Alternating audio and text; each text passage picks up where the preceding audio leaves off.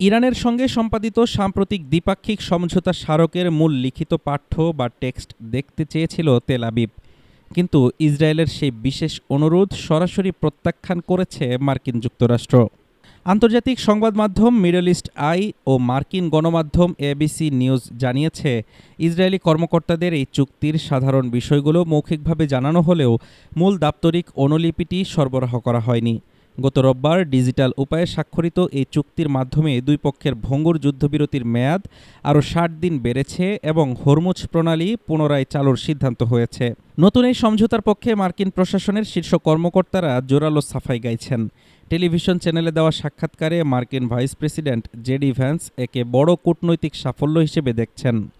JD Vance বলেছেন, এই নতুন কূটনৈতিক প্রক্রিয়ার সবচেয়ে চমৎকার দিক হল মার্কিন যুক্তরাষ্ট্র এখন সরাসরি ইরানিদের সঙ্গে আলোচনা করতে পারছে।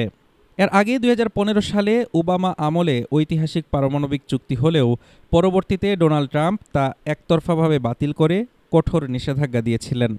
তবে এবার দৃশ্যপট ভিন্ন। ফ্রান্সে চলমান G7 শীর্ষ সম্মেলনের ফাঁকে ট্রাম্প জানান, আগামী শুক্রবার সুইজারল্যান্ডে চুক্তিটি আনুষ্ঠানিকভাবে স্বাক্ষরিত হবে এবং তা অনুমোদনের জন্য কংগ্রেসে পাঠানো হবে। ডোনাল্ড ট্রাম্প জানান, আমি এই চুক্তিটি জনসাধারণের জন্য পুরোপুরি উন্মুক্ত করব। খুব শীঘ্রই একটি সংবাদ সম্মেলন ডেকে চুক্তির প্রতিটি শব্দ পড়ে শোনাব, যাতে গণমাধ্যম এটি নির্ভুলভাবে প্রচার করতে পারে। এদিকে চুক্তির মূল পাঠ্য গোপন রাখায় ক্ষুব্ধ তেল আবিব। ইসরায়েলের প্রভাবশালী সংবাদপত্র ইয়েদিউথ আহরোনথ একে একটি অত্যন্ত খারাপ চুক্তি হিসেবে আখ্যায়িত করেছে। তীব্র সমালোচনা করেছেন দেশটির কট্টরপন্থী রাজনীতিবিদ আভিগডোর লিবারম্যানও। তবে ইসরায়েলের এই অসন্তোষের আভাস পেয়েই তীব্র ক্ষোভ প্রকাশ করেছেন ডোনাল্ড ট্রাম্প।